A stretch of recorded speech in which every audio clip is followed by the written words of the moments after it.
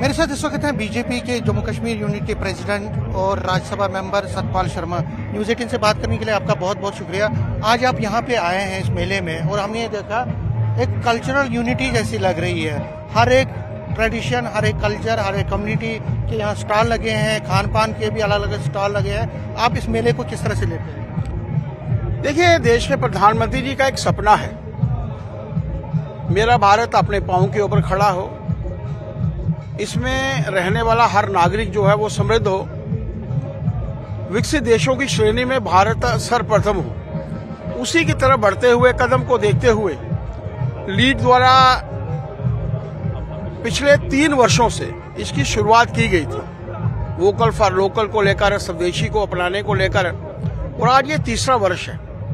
मैं देख रहा हूं कि हजारों की संख्या में, शायद पहले 2 बार इतने लोग नहीं थे, लेकिन इस बार हजारों की संख्या में लोग यहाँ पर एकत्रित हुए हैं। लद्दाख के लोग भी हैं, जम्मू प्रोविंस के लोग भी हैं, कश्मीर के लोग भी हैं, यानी दोनों यूटीज को जो है एक पूर्णता तरीके से रिप्रेजेंटेशन है, खान पान को लेकर, हमारी संस्कृति को लेकर।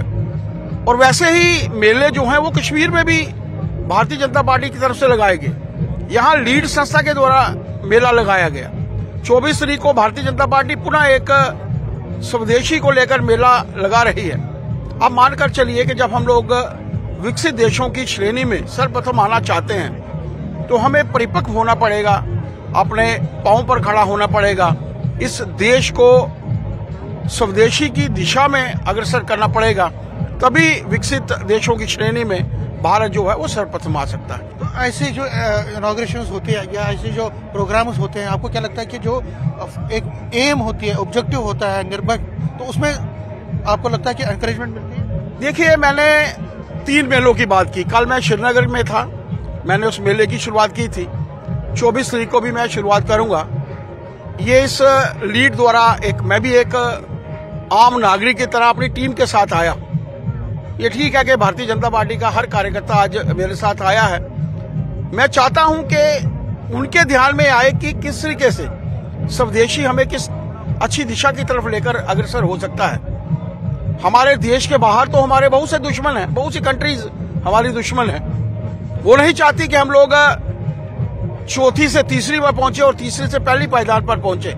देश के अंदर भी हमारे बहुत से दुश्मन हैं। ऐसे समय में अपने पांव पर खड़ा होना एक बहुत अच्छी सोच है। देश के प्रधानमंत्री जी का एक आह्वान है, जो किसी समय राष्ट्रीय स्वयंसेवक संघ के माध्यम से, गांधी जी के माध्यम से स्वदेशी अपनाने को लेकर जो विषय रखा था, आज पूर्णता तरीके से देश के प्रधानमंत्री जी जिस दिशा में पहल करते हैं उस दिशा में लोग बढ़ते हैं। 140 करोड़ जनता जब प्रधानमंत्री जी के साथ शाना बशाना खड़ी है, कदम के साथ कदम मिलाकर उनके चल रही है, मानकर चलिए 2047 में हम लोग तो रहेंगे, हमारी आने वाली जनरेशन भी रहेगी।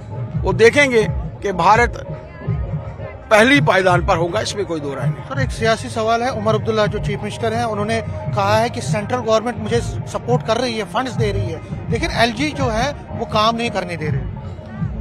देखिए, अगर किसी देश का राजा कहता है कि मैं पावर में नहीं हूं, पावरफुल नहीं हूं, तो कहीं ना कहीं कोई कमियां हैं।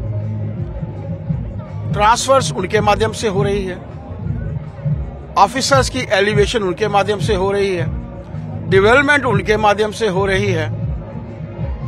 हर जगह पर उन्हीं लोगों की पावर है। 12% का department law and order, 12%, 88% funds सरकार के पास है। ये 12 इतना सा छोटा सा डिपार्टमेंट एलजी के पास है। मुझे समझ नहीं आती कि वो डिपार्टमेंट क्या कर सकता है। दुनिया भर के डिपार्टमेंट आपके पास है। बिजली बंद ही रहती है, आती नहीं, वो भी इनके पास है। पानी मिलता नहीं, वो डिपार्टमेंट भी इनके पास है। सड़कों की हालत, अगर केंद्र पैसे ना भेजे तो सड़कों की हालत आप समझ नहीं सकते कि कैसी होगी। पढ़ाई इनके पास है, हर चीज इनके पास है। इस छोटे से डिपार्टमेंट के लिए क्या रोना? Let him do his work.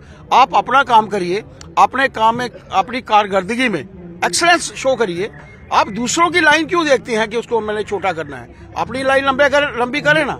मुख्यमंत्री हैं, उन्हें मुख्यमंत्री की तरह ही एक्ट करना चाहिए। बहुत बहुत शुक्रिया। लास्ट सवाल है सच जी लास्ट सवाल है। बहुत बहुत शुक्रिया। मेला कैमरा में साहिबा के साथ में समीर भट्ट, न्यूज़ 18 जम्मू।